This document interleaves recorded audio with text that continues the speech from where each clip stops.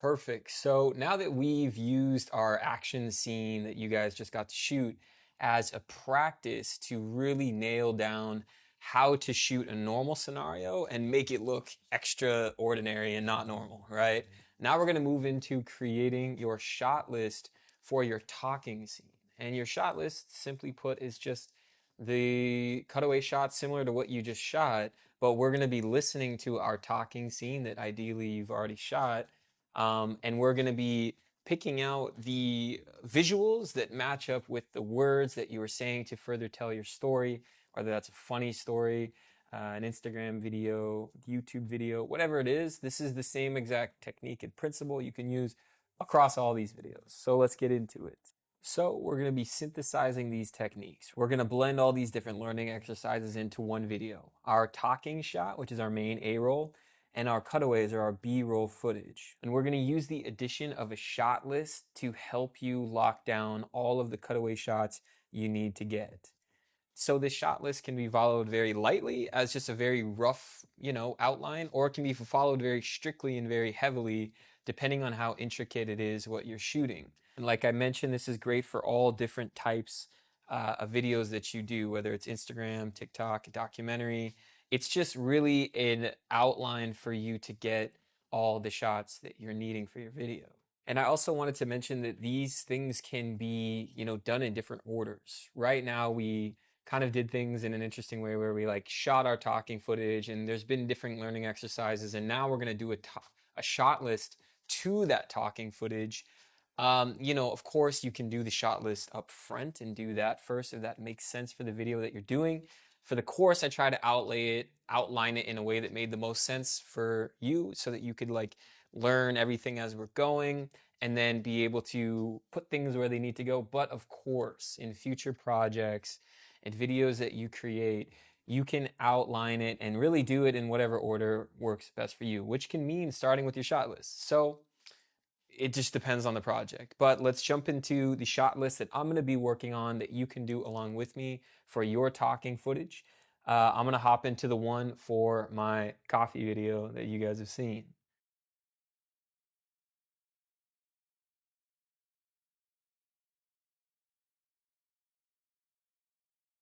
Okay, perfect. So what we have here is our shot list. So if you haven't already, please download the shot list in the downloadable resources tab in the lecture of this course.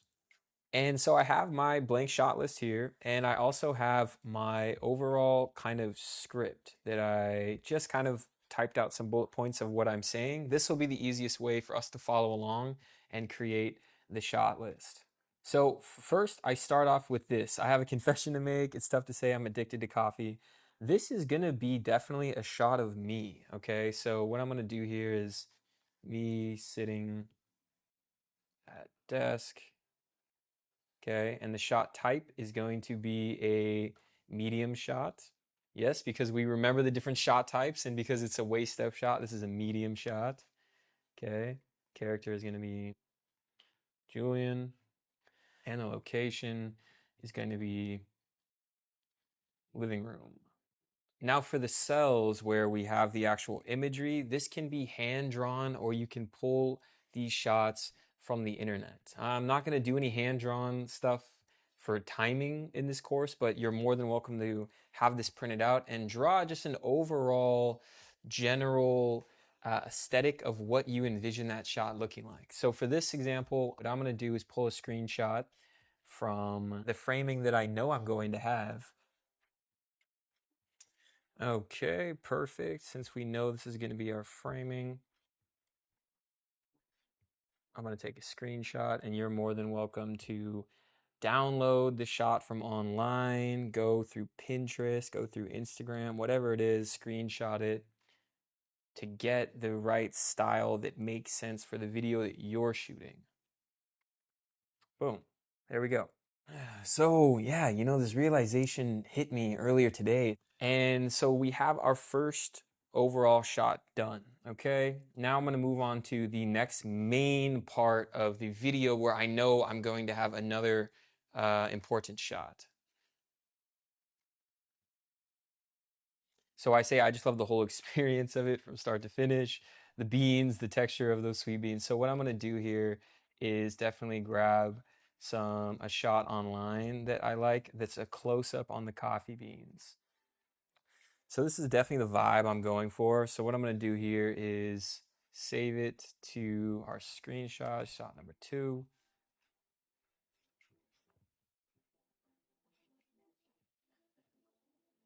Okay, perfect. And of course, you can really fill this out as much as you want and get as in detail as you need to, depending on, if it's a more straightforward online video that's kind of you doing something that's a funny montage and it's kind of more candid and more casual. You can maybe have 3 main shots that are very important that that need to make it into the video. That could be your opening shot, your middle shot, and your ending shot. If it's more of a serious tone, characters and dialogue, or you got hired to do a project for a doctor's office and you're doing interviews, they're going to want to see and you're going to want to know ahead of time the overview of what you're going to be doing. So please use this as in-depth as you'd like. For this purpose, for time's sake, I'm going to be a little bit more brief here, but I want you guys to be able to get the idea of the workflow and how this process works. So for the next shot, the scene is going to be in my kitchen, and this is going to be close up shots of beans and coffee making process. So I could list out those specific processes. I don't know about the word, but I could list out those specific ones of being heating up the water, getting out the beans, getting out the French press, the coffee maker, hitting the button. I'm going to keep it broad here, but have enough information so that while I'm glancing at it, while I shoot, I know exactly what I need to shoot. And this is B-roll. Okay. And I'm going to put close-ups because I know a lot of these shots are going to be really tight, close shots. So you can see the detail of the beans and the coffee and the steam and all those cool things that I want to be accentuating with what I'm saying. So the next main point here is brewing it, taking all the finely ground coffee beans, marrying with piping out water. So what I want for that is going to be something that is maybe, yes, okay, perfect. Yeah, I want to see that shot that's showing the ground coffee going into the coffee machine or the French press, depending on what I end up shooting with. Okay, we're going to call this shot 3. This is a very important shot. Okay. And I really do also like one thing about this one is directly overhead. That's going to be a perfect kind of unique view for this kind of scene where it's like a creating process of a quick montage of different steps of a final process. It's cool to have the top down angle. So this is perfect. So placing coffee grounds into machine or hot water. And I'm just going to kind of skip forward here a little bit to pouring. Pouring coffee. Let's see. Yeah, I want to do something like this. I like the vibe. We see the condensation, good lighting. This is just a really cool kind of style. So I'm going to save this as a reference. Boom. And what I'm going to do now is kind of skip to the final shot because we have the part in the video where it cuts back to me. I deliver the punchline and then it's the end of the video. So I already know what that's going to look like. So and just as a brief description, I'm going to say final punchline. Me cut to me holding coffee cup. A roll character. Yeah, on second thought.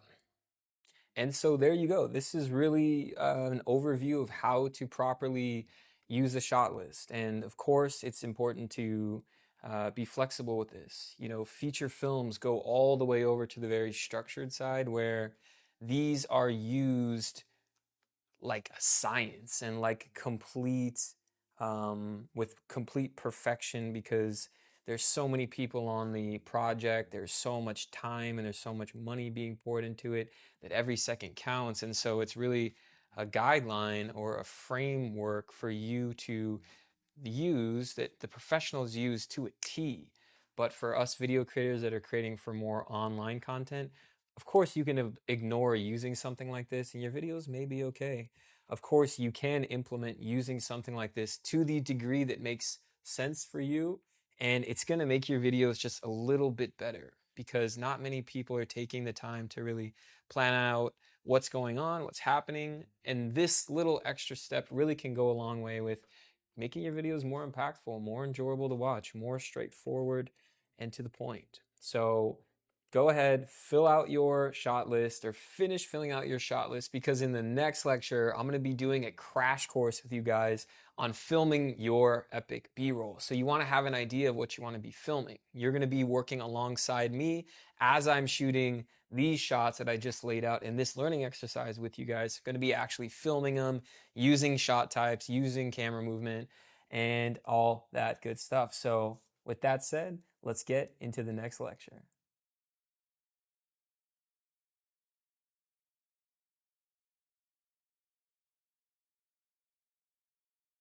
Perfect. So what we're going to do now is I'm going to take you through the process of taking your shot list that we've created together, and I'm going to shoot this coffee montage that you've seen, the kind of silly voiceover that I did for it. But my friend Vlats, who's holding the camera right now, is going to be our subject, doing the coffee ninja things, and I'm going to be shooting multiple shots, knocking out the shot list, knocking out the different shot types. And I'm gonna kind of walk you through what I'm doing and why I'm doing it. So before we kind of switch into that mode, I want to first set up my camera for the best looking settings for this scenario. Now, because I know ahead of time that this is going to be a montage with a bunch of shots strung together, edited to soundtrack and a voiceover, definitely a voiceover, maybe a soundtrack, maybe not. But I know I want these to be slow motion shots with movement to make coffee beans and pouring look a lot more interesting. Movement helps and everything looks better in slow motion. So what I'm going to first do is go into my settings, and I'm going to switch my recording mode to 60p or 59.94, which most cameras shoot. All I, which is the highest quality for my camera. My picture profile is going to be my homemade, personally made neutral setting that we've talked about earlier in the course. And for my white balance, I'm going to actually turn and look at the scene I'm going to be shooting to find out what kind of color temperature is going to be right. We can see here that that's a little bit too tan, and right about 4,500 should be perfect. So now my camera settings are on point. Now it's time to start shooting.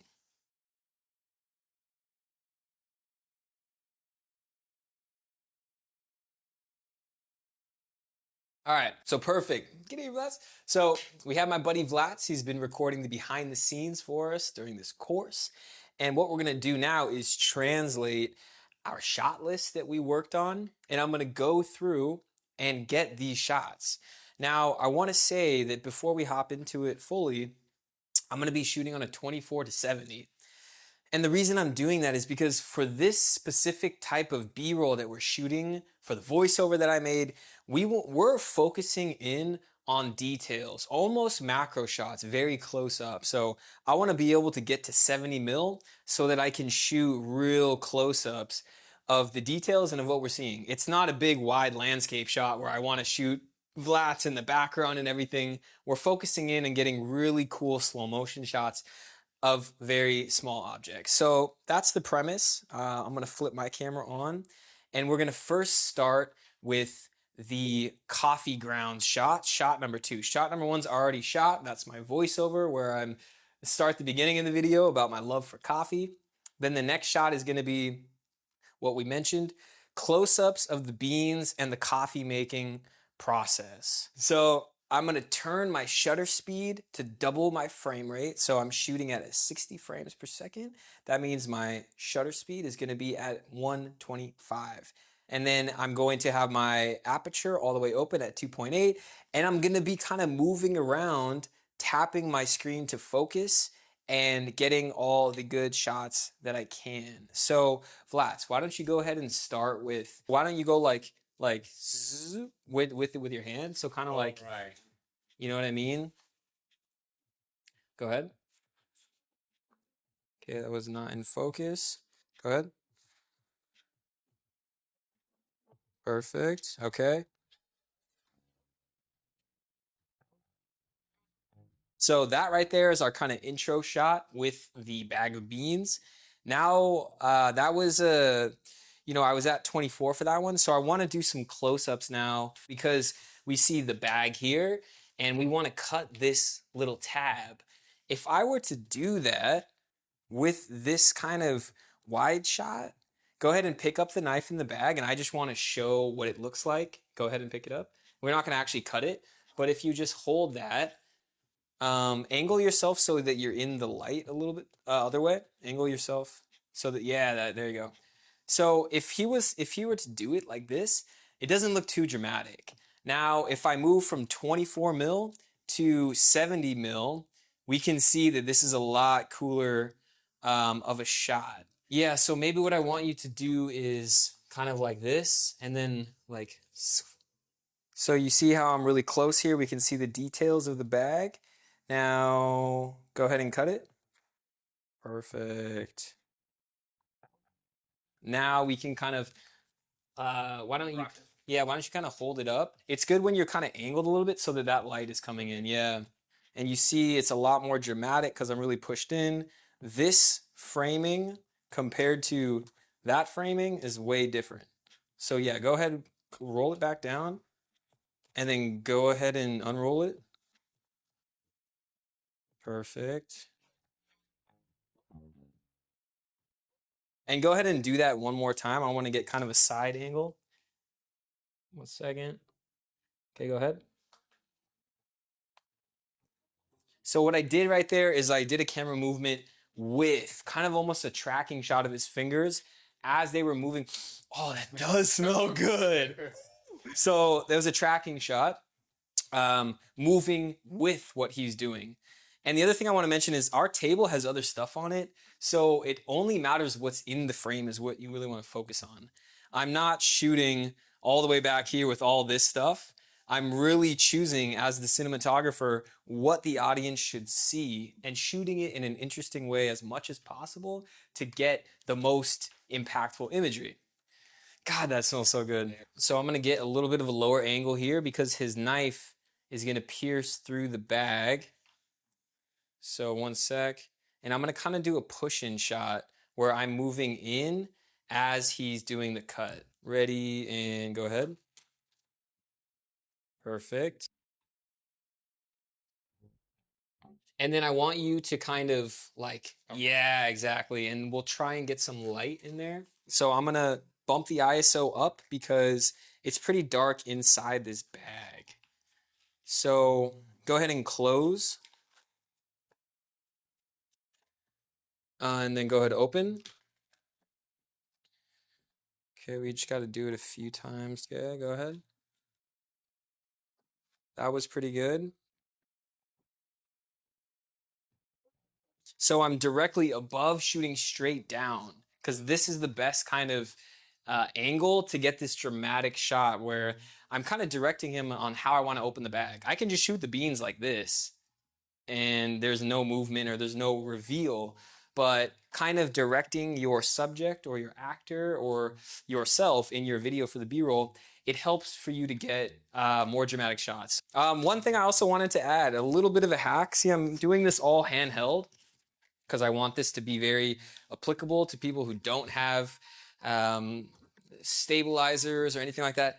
If you use your camera strap, you can get a pretty solid base if you position the strap across your shoulder and you're putting tension against it.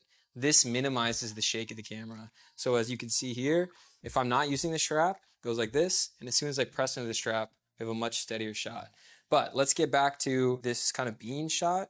So we'll do a test. Go ahead and pour a decent amount in slowly. Go ahead.